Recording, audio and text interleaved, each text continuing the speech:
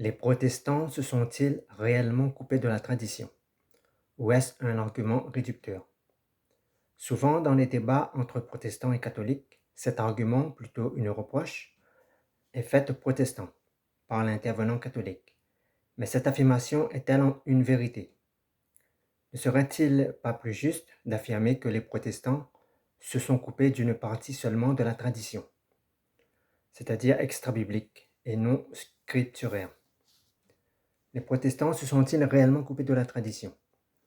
La question est de savoir si les protestants se sont réellement coupés de la tradition est complexe et mérite une analyse nuancée. Le protestantisme a émergé au XVIe siècle, principalement avec Martin Luther, qui a critiqué certaines pratiques de l'Église catholique romaine, notamment la vente des indulgences. Son acte de publier les 95 thèses en 1517 marque le début d'un mouvement qui remet en cause l'autorité papale. Idem aussi pour les catholiques orthodoxes et les traditions établies par l'Église catholique romaine. Ce mouvement a conduit à la création de nouvelles églises chrétiennes qui se sont progressivement éloignées des doctrines et des pratiques catholiques traditionnelles. Il y a le rejet de certaines traditions, pas toutes, c'est-à-dire les traditions non scripturaires, c'est-à-dire extra-bibliques. Les protestants en particulier, ceux issus du luthéranisme et du calvinisme, ont rejeté plusieurs éléments, et non la totalité. Exemple, le canon des 27 livres du Nouveau Testament de la tradition catholique.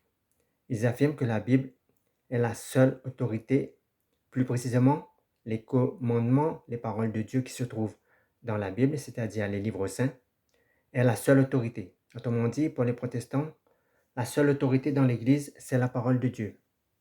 Car l'auteur de la parole de Dieu, c'est Dieu lui-même, et non l'Église ou un concile. Ils remettent en question les traditions non scripturaires, qui étaient considérées comme obligatoires pour le salut.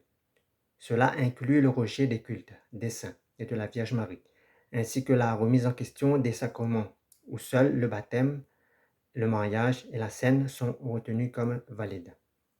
Il y a aussi les critiques de la tradition. Cependant, il serait réducteur de dire que les protestants ont complètement coupé les ponts avec la tradition. Selon certains théologiens, exemple Luther, la critique de la tradition ne vise pas à éliminer totalement, mais à interroger son contenu et sa légitimité. Les réformateurs souhaitaient revenir à une forme de tradition qui soit fondée sur l'écriture, c'est-à-dire les traditions liées au canon biblique et aux écritures scripturaires. Luther, par exemple, a reconnu lui-même que certaines traditions pouvaient être bénéfiques, tant qu'elles ne contredisaient pas les enseignements bibliques. Exemple, certains livres deutérocanoniques sont considérés bons à lire, mais à ne pas mettre au même niveau que les livres canoniques. Il y a aussi la tradition réformée. Dans le cadre du protestantisme, il existe une reconnaissance d'une forme de tradition qui est dynamique et évolutive. La théologie réformée insiste sur le fait que toute tradition doit être réévaluée à la lumière des Écritures et que l'autorité de l'Écriture, plus précisément l'autorité de Dieu par sa parole, qui se trouve dans les Écritures, ne doit pas être opposée à une compréhension critique des traditions passées. Exemple, pourquoi la tradition catholique romaine débouche sur l'acceptation du purgatoire, alors que la tradition orthodoxe la rejette? Cela signifie qu'il y a un dialogue continu sur ce que signifie être fidèle à la tradition, tout en restant ancré dans les textes sacrés, c'est-à-dire les Saintes Écritures.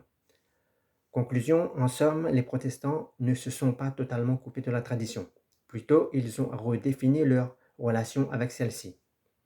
Ils ont rejeté certaines pratiques qu'ils considéraient comme non bibliques, plus précisément comme non scripturaires, et non fidèles à la parole de Dieu, tout en reconnaissant la nécessité d'une tradition vivante qui soit conforme aux enseignements scripturaires. Cette approche permet une continuité dans la foi, tout en favorisant une critique constructive des pratiques religieuses héritées. Par exemple, les réformateurs n'ont jamais remis en cause les traditions catholiques et les conciles qui ont établi la canonicité du Nouveau Testament, qui ont permis la validation du 27 livres du Nouveau Testament. Les traditions extra-bibliques comme l'Immaculée Conception, l'infaillibilité pontificale, le célibat des prêtres, le purgatoire sont aussi rejeté par une partie des catholiques dites orthodoxes. Au sein même du catholicisme, la tradition a engendré des controverses. Exemple, les orthodoxes considèrent les 3 et 4 Maccabées valides, appuyés par des pères de l'Église, et d'autres, du côté de catholiques romains, considèrent que les 3 et 4 Maccabées comme non canoniques. Le schisme entre les catholiques romains et les catholiques orthodoxes est un signe évident que s'appuyer sur la tradition seule n'est pas une bonne chose. La tradition a produit l'infaillibilité pontificale, rejetée par les orthodoxes. Quelle est la place de la tradition dans la théologie protestante?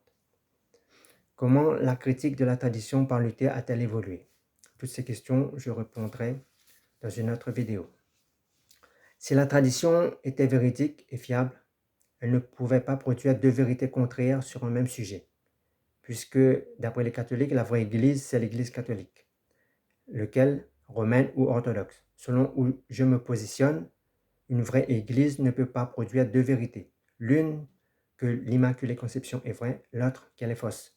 C'est plutôt la tradition ou les traditions qui induisent en erreur les catholiques. Si les sources sur l'Immaculée Conception étaient fiables, alors les catholiques romains et les catholiques orthodoxes seraient en tout point d'accord. Ces désaccords prouvent la non-infaillibilité des traditions que reprochent les catholiques aux protestants d'avoir délaissées.